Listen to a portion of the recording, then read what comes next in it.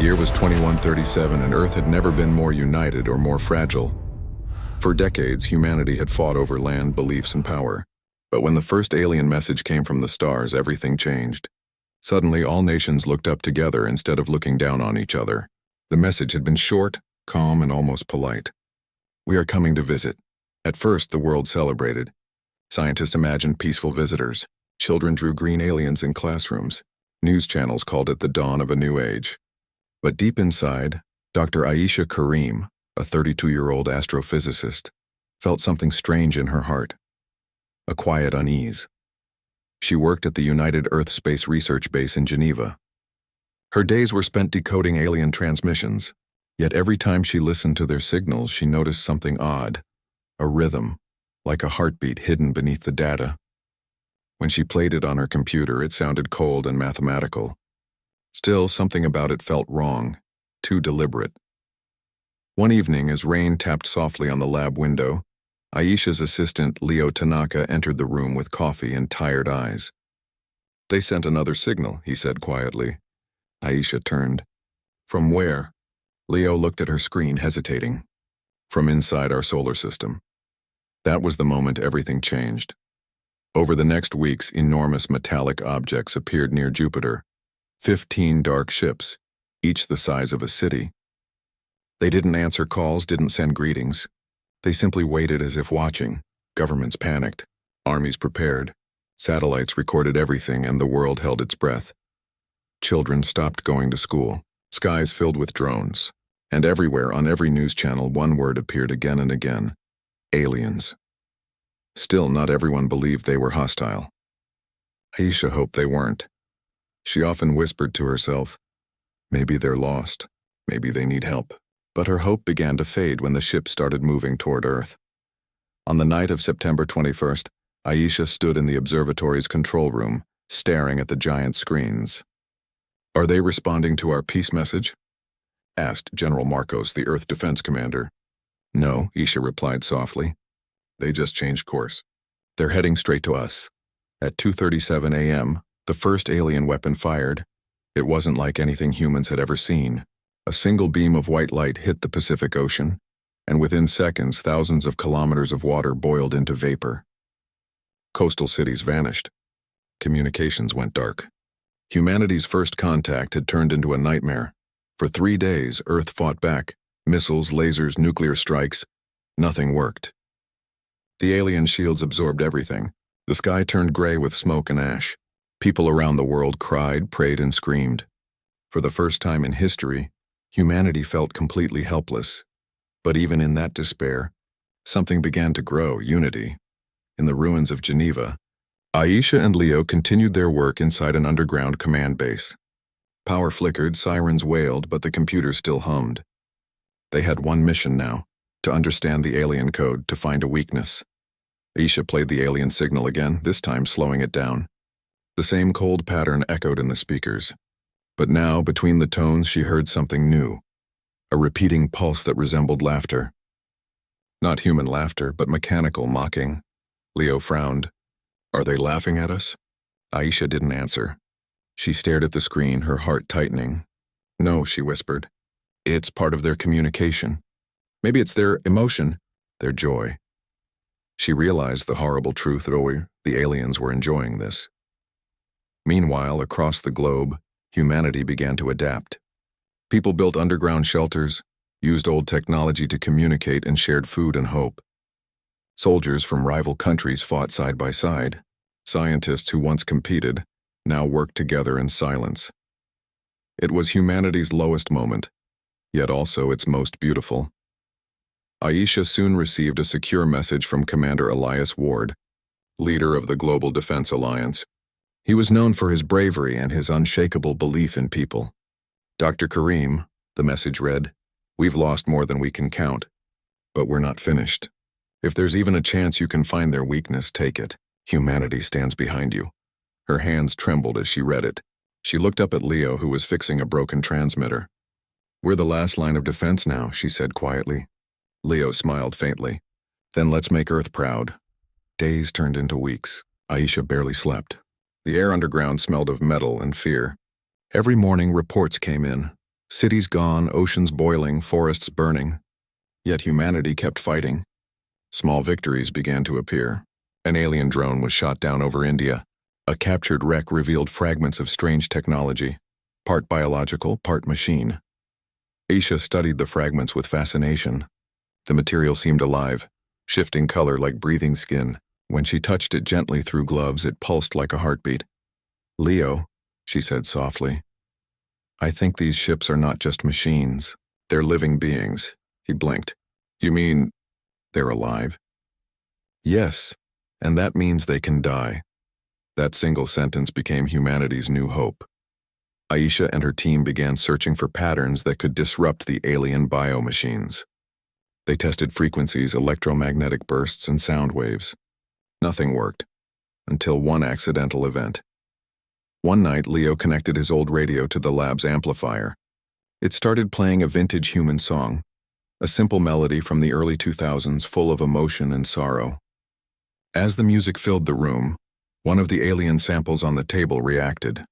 It trembled, its colors shifting violently, almost as if it were in pain. Aisha's eyes widened. "Turn it up." The melody grew louder, and the sample began to collapse into ash. They had found it. Emotion. The aliens' living technology was built for logic, not feeling. Human emotions, laughter, love, sadness, hope, created frequencies they couldn't endure. It was as if the very essence of humanity was toxic to them. Aisha smiled through tears. "Leo, they don't understand emotion. That's their weakness." The discovery spread quickly. Engineers around the world began building resonance emitters, weapons that used human emotions as energy. They recorded laughter, songs, and memories, all the feelings that made humans human. When the aliens attacked again, they were met with a sound they had never heard before, the sound of human laughter. Millions of speakers across the world broadcasted it into the sky.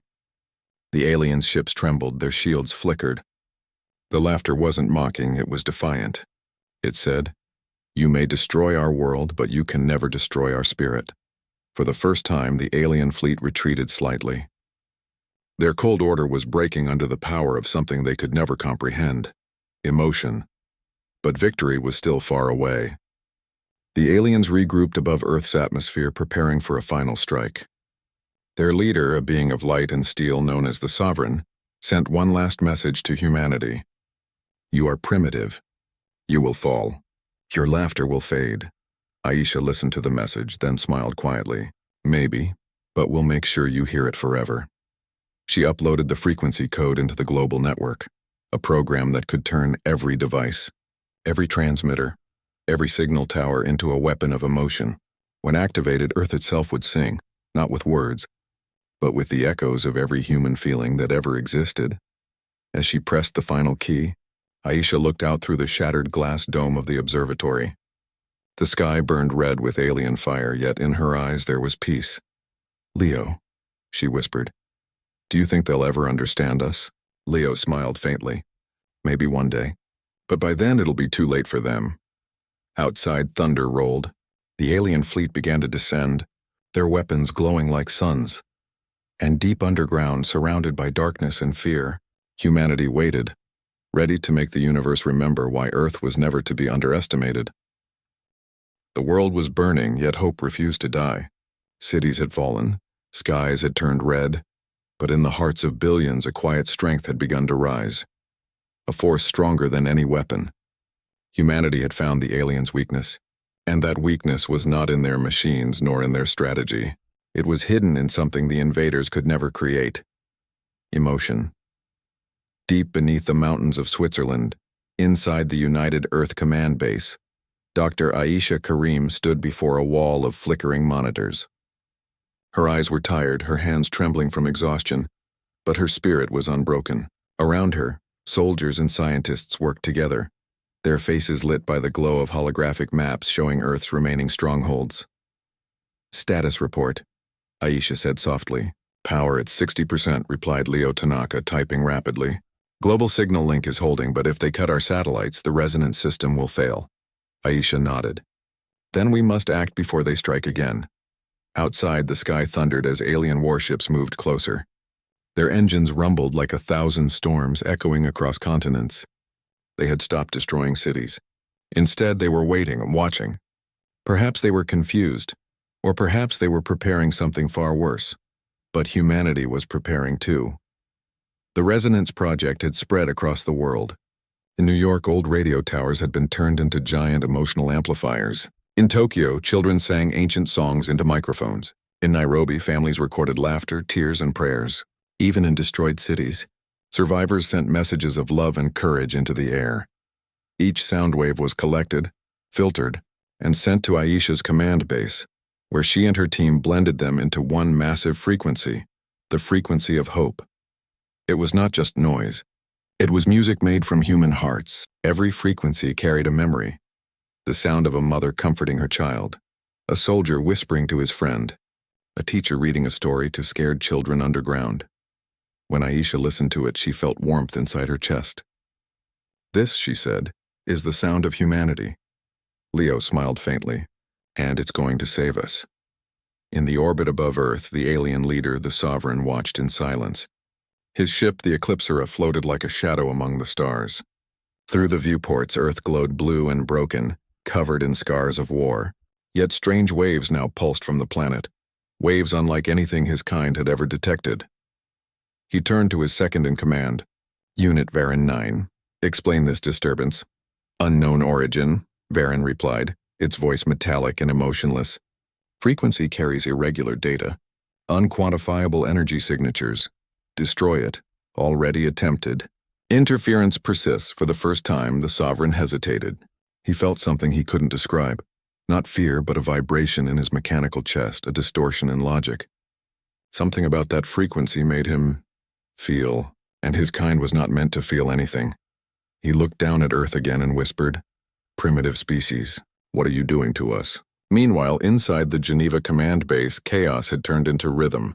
Engineers shouted coordinates. Scientists exchanged data. Soldiers guarded every door. The world's last defense line had begun, and Aisha was its heart. "Connect the Asian network," she ordered. "Link South America through Station Alpha." Leo's fingers flew across the console. "Done! Europe, Africa, and Asia are online!" Aisha smiled faintly. "Then let's give the universe something to remember." At her command, the resonance emitters across the world activated. From mountains and deserts, from islands and ruins, towers rose and lights blazed. Within seconds, the frequency of hope spread through the atmosphere like a living song. It started softly, a gentle hum that touched every corner of Earth. Birds stopped mid-flight. Oceans shimmered. Even the wind seemed to listen. And then the hum grew louder, merging into a wave of laughter, tears, and songs. Billions of human voices united as one. From space, the sound looked like light, blue and gold threads wrapping around the planet. And when that light touched the alien fleet, the impossible happened. The ships began to shake. Inside the alien vessels, their biomechanical walls rippled like skin in pain. Circuits sparked, glowing symbols flickered and faded. The aliens, beings made of steel and plasma, tried to resist. But the human emotion waves were too strong. It wasn't a weapon. It was a mirror, forcing them to feel what they had destroyed. For the first time, their cold minds tasted sorrow. They saw memories not their own. Children crying, people holding hands, lovers saying goodbye. These feelings entered their systems like fire, burning away logic. The invaders screamed without sound, their ships trembling like wounded beasts. On the ground, soldiers cheered as enemy crafts fell from the sky like meteors. One after another, the once invincible ships began to lose control.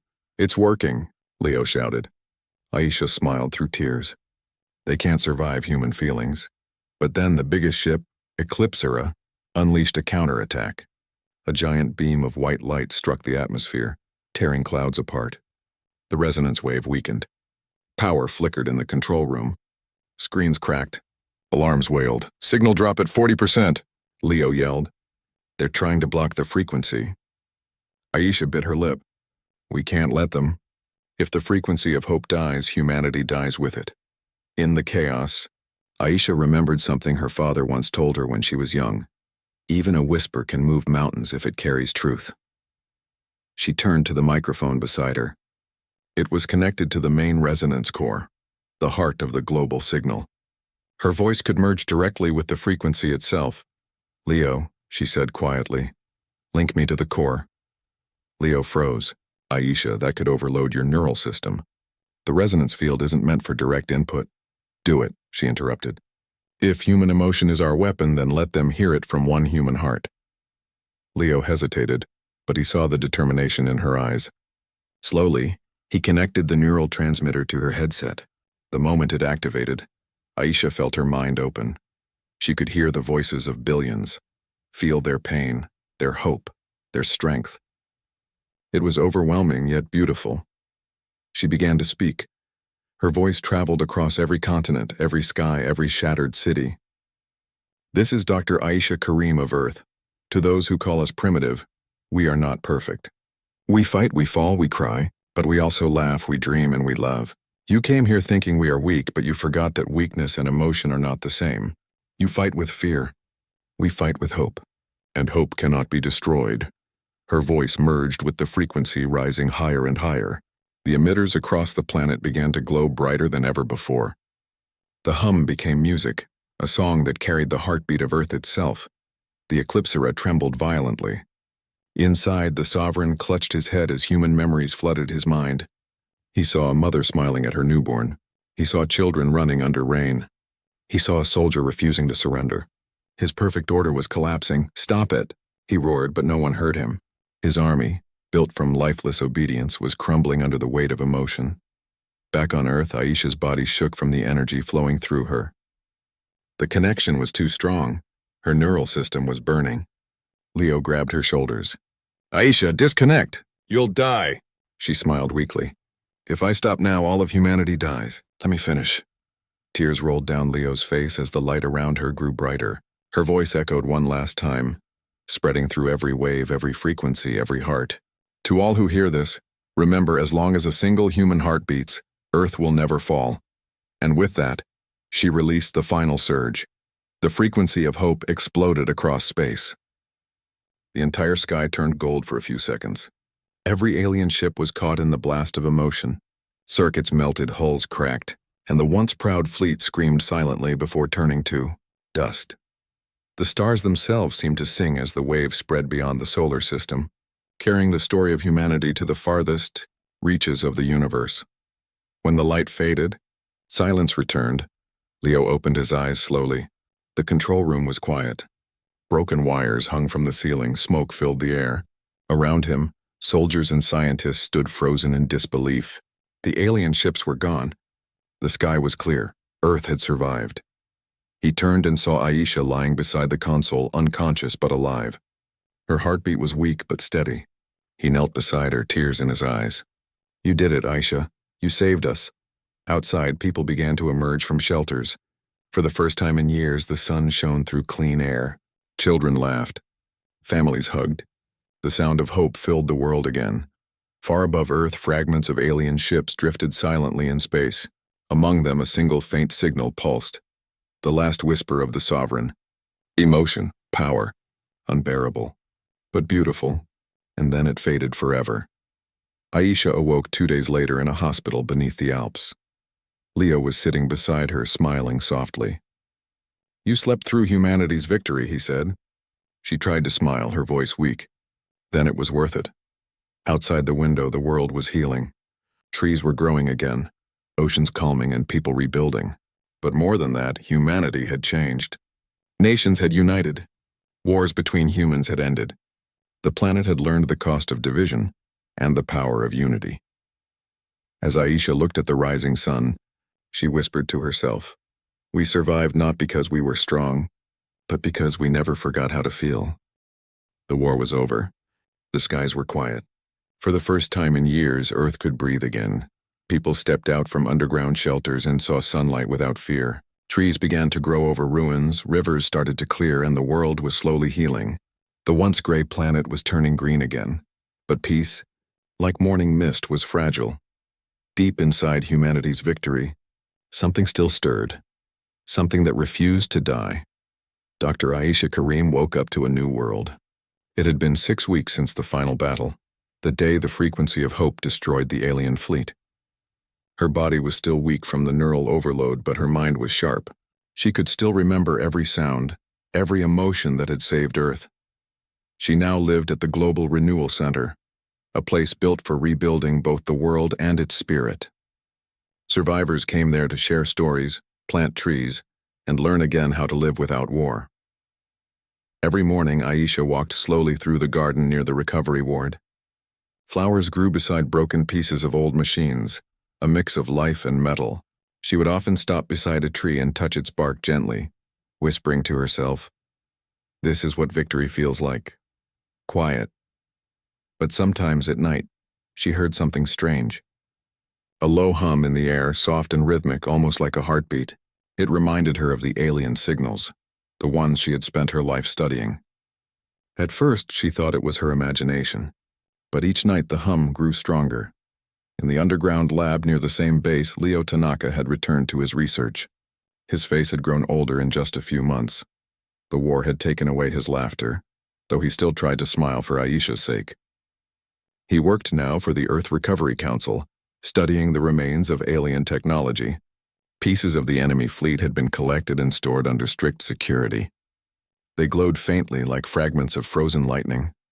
One evening, as Leo examined a small piece of alien core under a microscope, he noticed something unexpected, a faint pulse of light. He leaned closer. "That can't be." The fragment flashed again, then stopped. He called his assistant Mira, a young engineer with sharp eyes. "Run a scan on this," he said. "Energy output, frequency range, everything." Minutes later, Mira frowned at her screen. "Sir, it's alive." Leo froze. "Alive? How?" "The signal pattern matches the same emotional resonance used in the war. But it's inverted. It's feeding on it." Leo's stomach dropped.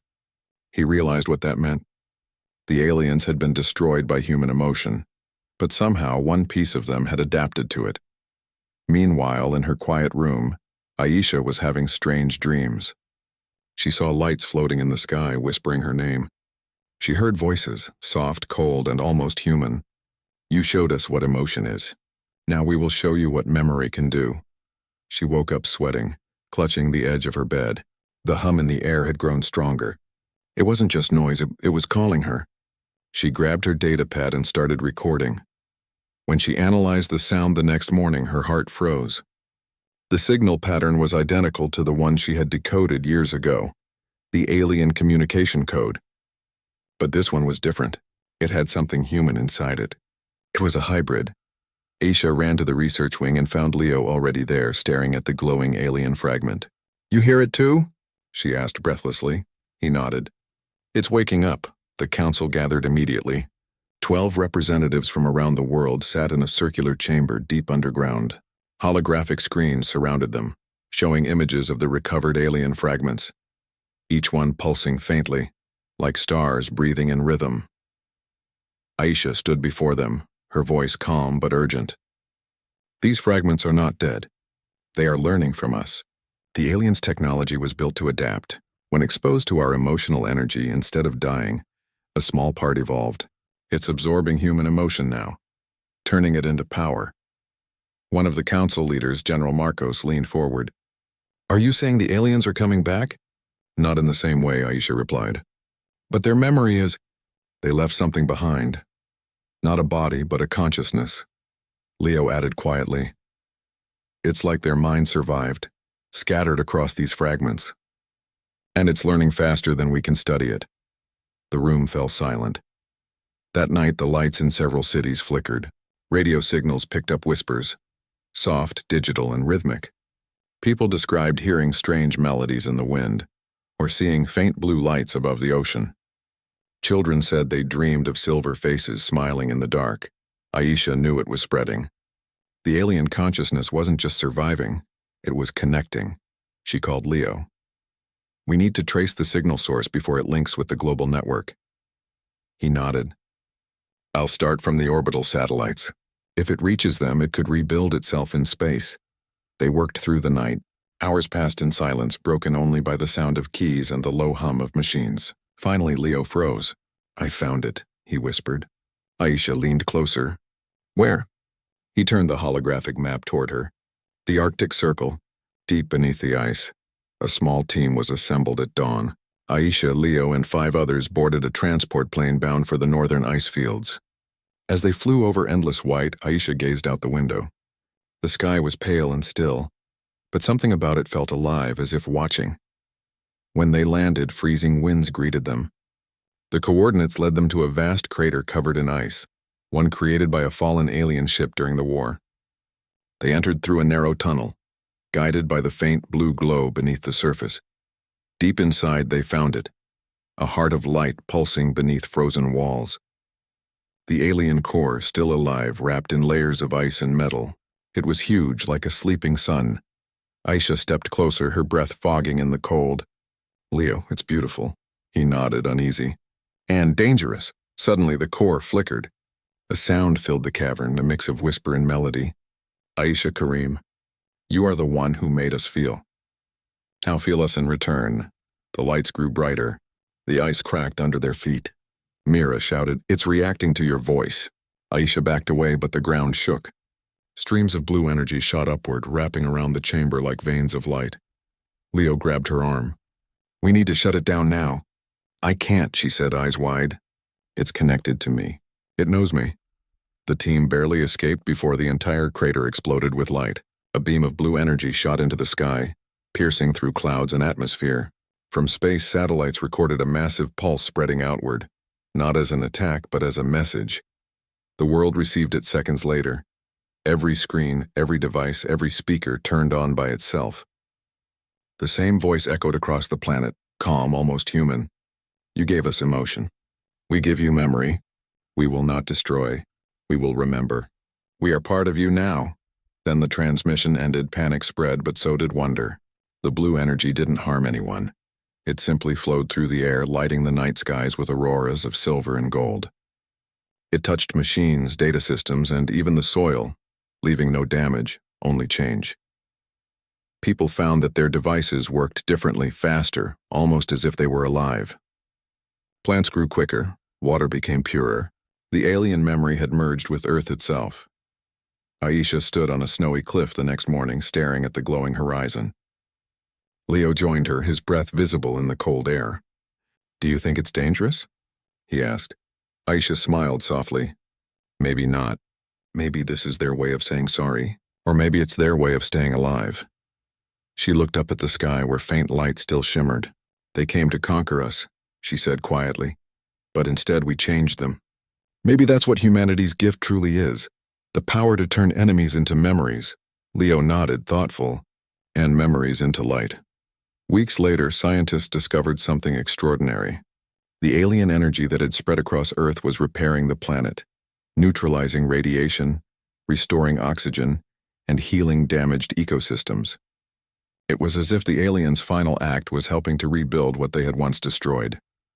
The council called it Project Rebirth, but Aisha preferred another name, the Memory of Light. She continued her research, studying how the new energy interacted with human emotion. She noticed that when people were kind, hopeful, or joyful, the energy grew stronger, glowing brighter in the night sky.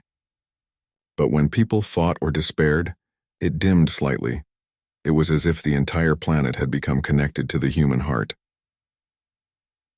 One evening, as she stood under the shimmering aurora, Aisha whispered, "Maybe the universe finally learned what it means to feel."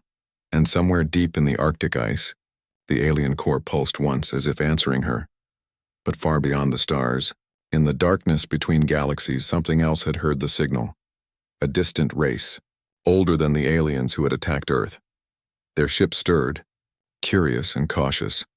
One of them turned toward the glowing blue dot in the distance, Earth, and whispered in a voice of static and wind, "The humans changed the light itself." And thus the next chapter of humanity's destiny quietly began. Months had passed since the blue auroras began to dance over Earth. The world had changed. Oceans were cleaner, the air lighter, and forests green again. Humanity had not only survived, it had evolved. Cities once ruined by war were reborn with the help of the mysterious alien energy. Children studied under glowing skies. Machines powered themselves with light, and peace, for the first time in history, felt real. Yet even peace can hide quiet questions, because far beyond Earth's sky, Something was listening. Dr. Aisha Karim stood on the balcony of the Geneva Renewal Center, watching the horizon shimmer with golden light. She wore a white coat, but her face carried the calm of someone who had seen both the worst and the best of life. Beside her, Leo Tanaka handed her a mug of tea. "You look peaceful," he said softly. She smiled. Peaceful and curious. The memory of light is still spreading. It's reaching beyond our solar system now. Leo nodded, his eyes reflecting the pale sky. "Do you think someone will answer?" Aisha looked upward, her voice barely a whisper. "Maybe they already have." 3 days later, strange readings began to appear in the observatories. A new signal, faint, patterned, and rhythmic, was coming from the edge of the Milky Way. It wasn't like the old alien code. This one was harmonious, almost musical. At first, scientists thought it was an echo of Earth's own resonance wave bouncing off distant dust clouds. But the pattern soon changed, forming words and frequencies only the new hybrid systems could decode. "We heard your song. We remember your light. We come in peace." The world fell silent again, not in fear but in awe. At the United Earth Council, leaders from every continent gathered to discuss the signal. General Marcos, his uniform polished but his voice wary, broke the silence. "So, they're coming again?" Aisha replied calmly, "Not them. This isn't from the same species that attacked us. This is something older, something that has watched us from afar." A tall diplomat from Kenya asked, "And what if this is another trap?" Leo spoke up. "Then we'll face it, together." "But we can't live in fear forever. The universe knows us now. We have to answer." After hours of debate, the council made a decision that would define history. For the first time ever, Earth would send a ship beyond its own star to meet whoever was calling.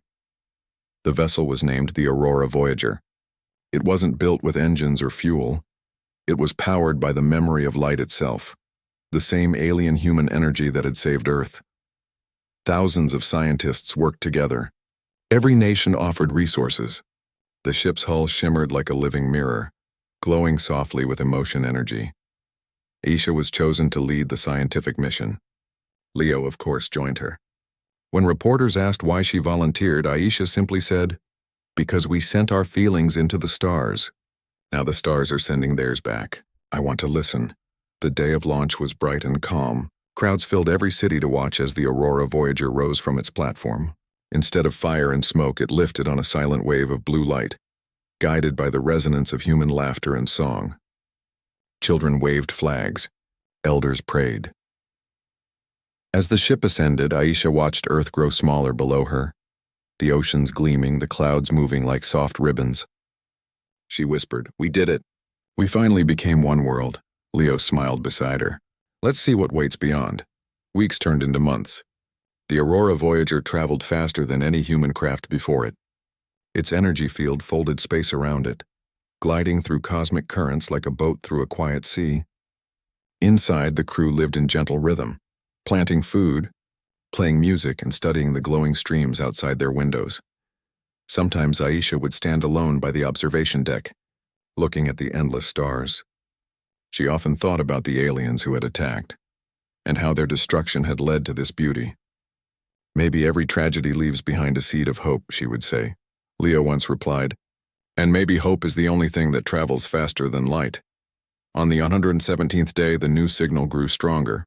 It was no longer faint, it was close. "Captain, incoming visuals," cried Mira Chavez, the ship's communication officer. Everyone turned toward the main display. Out of the darkness emerged structures of light, vast rings floating in perfect harmony, glowing like music frozen in space. At the center of those rings hovered ship, not metal, not stone, but pure energy. Aisha whispered, "They're beautiful, like living constellations." Then, a voice filled the cabin, gentle, layered, and full of warmth. "Children of Earth, we welcome you. You carry the song that awakened us. We are the luminaries, keepers of memory and light." The communication was beyond language. It felt like emotion woven into sound. When Aisha spoke, the words came out effortlessly. "We are honored. Your signal reached us after our greatest war. It gave us hope." The luminaris responded, "We saw your courage. You turned pain into music. You transformed destruction into harmony. That is what we have waited for. A race that can feel so deeply it changes the universe. Leo stepped forward. Are you saying you've been watching humanity? For millennia, they replied. When your world was dust, we watched. When your kind took its first steps, we listened. You are lightborn as we once were, but we lost our hearts long ago. Your song reminded us who we were. The crew stood speechless. They were not facing enemies, but ancient beings searching for emotion. For several days, the humans stayed among the luminaries. They learned how their species had transcended physical form, becoming beings of pure light that traveled through consciousness instead of space. Their cities floated like clouds of memory, and their power came from shared emotion, from compassion and connection. Aisha was fascinated. She recorded every conversation, every color that changed with their feelings. She asked one question that lingered in every human heart. If you understand emotion, why didn't you stop the first aliens from attacking us? The luminaries glowed dimly as if saddened. Because we cannot interfere with will. Each species must learn its own lesson. But when you turned war into unity, your world sang so loud that it reached even us.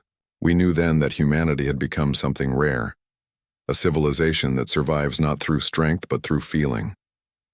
Aisha listened quietly, tears in her eyes. For the first time she understood, Earth's greatest power was not its weapons or technology but its heart. However, not all members of the Aurora Voyager were at peace. Some feared what they didn't understand. Among them was Commander Ren Olsen, a pragmatic soldier who had lost his family in the war. To him, emotion was weakness. We can't trust them, he told Leo privately. No one gives without wanting something in return. Leo replied calmly. Maybe this time it's different. Ren frowned. Or maybe they're waiting for us to let our guard down. His suspicion grew when one of the luminaries offered to merge their light with the ship's systems to enhance human understanding. Ren saw danger. Aisha saw opportunity. The council aboard debated for hours. In the end, they voted yes, and the merge would proceed. When the connection began, the ship filled with light. Every wall, every panel, every surface shimmered as human technology fused with luminous energy. Aisha felt warmth spread through her body, not painful but peaceful. She could feel thoughts not her own, voices whispering memories of stars being born. Leo smiled. It's beautiful, Aisha. It's like hearing the heartbeat of the universe. But Commander Ren panicked. The ship's systems are changing. We're losing control. Not losing, Aisha said softly. Becoming something new. Still, Ren couldn't accept it. He reached for the emergency override, trying to cut the connection. Ren, no! Leo shouted. The system jolted. A bright surge of light swept through the control room, and for a moment everyone was blinded. When the glow faded, silence filled the ship. The Luminar's image had vanished. Only the soft hum of the engines remained. Aisha slowly stood. What have you done? Ren stared at the console, shaking. I thought it was taking over us. Leo checked the readings and then gasped. The connection's not gone. It's moved. It's inside the ship. It's part of us now. A faint blue light began to pulse through the ship's corridors. Steady, calm, alive. A voice echoed gently through the speakers. Do not fear. We are one now. The Aurora Voyager carries our light. Together we will guide each other. Aisha exhaled slowly. They didn't die. They joined us. She looked at Ren kindly. You didn't end it, Commander. You started something greater. Days later, as the Aurora Voyager turned back toward Earth, the crew watched the galaxy around them shimmer with color. Stars seemed brighter. The void no longer felt empty. Humanity was no longer alone. When the ship entered the solar system, the planet below welcomed them with a light of its own, blue and gold, the same colors that had once saved it. The world seemed to sing again, faintly but clearly, as if greeting its children who had gone beyond the stars. Back on Earth, crowds gathered as the Aurora Voyager descended. Aisha stepped onto the soil, her heart full. She looked up at the sky and whispered, We sent our hope into space, and it came back as light. Leo stood beside her, smiling. What happens now? She gazed at the stars, her eyes shining. Now we teach the universe what it means to be human.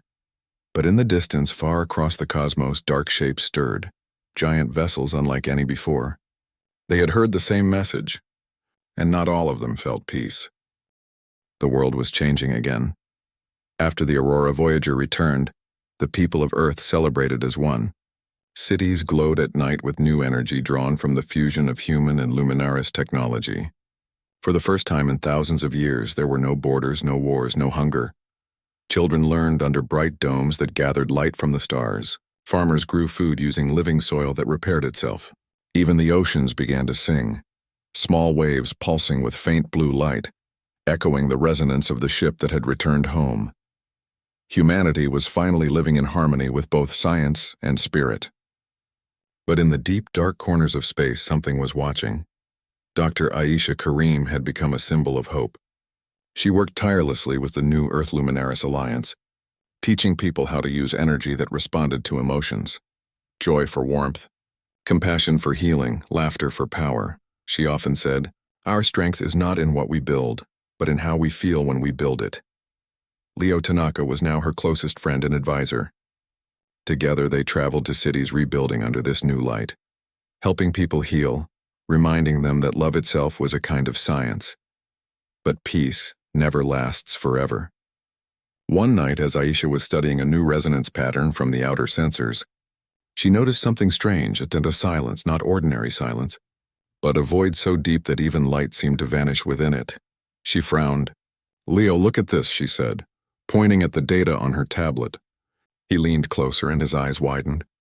"It's absorbing starlight, like it's eating energy itself." Moments later, the space observatories confirmed it. A fleet of unknown ships was entering the galaxy, enormous, cold, and silent. Their presence dimmed every star around them. Earth had visitors again, but these were not friends. The United Earth Council called an emergency meeting. The air in the Great Hall was heavy. Images of black, misty ships filled the screens. They looked like shadows carved out of light. General Marcos slammed his fist on the table. "We can't fight that." "It's too massive," Leo said quietly. "Maybe fighting isn't what they want." Aisha replied softly. "Or maybe they want to test if we've really learned." An old recording from deep space began to play. A voice low and cold echoed through the room. "We are the Voidborn. We watched your world survive. We watched your light spread, but light brings hunger, and we hunger for your stars." The council fell silent. These weren't like the Luminaries or the first invaders. These beings didn't come for control. They came to consume. The Luminaries, now partially merged within the Aurora Voyager's systems, sent a message from orbit. The Voidborn are ancient. They feed on emotionless energy. They destroy what shines too bright. "We fled from them long ago." Aisha stood before the hologram and asked, "Then how do we stop them?" "You cannot stop them with power. You can only survive them through unity. Their hunger weakens when life vibrates with harmony." Leo frowned. "Harmony, you mean?" "Feelings. Yes, their strength grows in emptiness. But where there is love, laughter, and connection, their darkness fades." Aisha understood then. Humanity wasn't meant to fight this war with weapons. They would have to fight it with light of the heart. As the Voidborn fleet approached the edge of the solar system, Earth began to prepare. Not with guns or missiles, but with music, energy, and human emotion. Every city powered up the resonance towers. People gathered in open fields, singing songs of peace and hope. The Luminaris energy within the Aurora Voyager amplified these emotions, turning them into waves of living light that spread through space. It was beautiful, like Earth was singing to the stars. But the Voidborn didn't stop. They kept advancing, their massive forms swallowing planets and moons along the way. Isha stood inside the control deck of the Voyager, staring at the growing shadow on the monitor. Leo asked her, "Are we ready for this?" She took a deep breath. "We don't have a choice. If humanity has a last laugh, and it will be this one. A laugh made of light." The day of confrontation arrived. From orbit, the Voidborn ships looked like a dark sea covering the sun. They were endless, cold, silent, unstoppable. A deep voice filled every radio frequency. "Your light will feed the void. Your song will end in silence." Aisha placed her hand on the central console of the ship. "No," she whispered. "It won't." She activated the heart resonance protocol, a system that connected every human emotion on Earth into one wave of energy. Instantly, Colors exploded across the sky, blues, golds, and silvers spiraling like auroras. People around the world closed their eyes and thought of everything they loved. Family, friends, memories, dreams. The planet glowed brighter than any star. Leo whispered, "They said laughter is the sound of life. Let's make them hear it." From every city, children's laughter was broadcast into space, merging with the resonance wave. The Aurora Voyager's systems translated that emotion into living energy, warm, joyful, and unstoppable. The Voidborn attacked, sending waves of darkness toward the planet. But every time their shadow touched the light, it burned away. The laughter grew louder, stronger, brighter. It filled the void, vibrating through the black mist until it began to crack apart. Isha's voice echoed through every communication channel. This is humanity's last laugh, the sound of every soul that refused to give up. You cannot destroy what feels. You cannot silence what loves. Her words, carried by emotion, became pure light. The Aurora Voyager shone so brightly that even the sun dimmed before it. The Voidborn screamed in silence as their forms began to dissolve. They couldn't feed on life that laughed in the face of fear. And then, in one final burst, the darkness vanished, replaced by a wave of golden light that spread across the galaxy. When the light faded, space was calm again. The Voidborn were gone and the stars shone brighter than before. But the cost was high. The Aurora Voyager had vanished, its energy completely spent. Aisha, Leo, and the crew were nowhere to be found. People across Earth looked up, hearts heavy but full of pride. They had lost heroes but gained eternity. Years passed.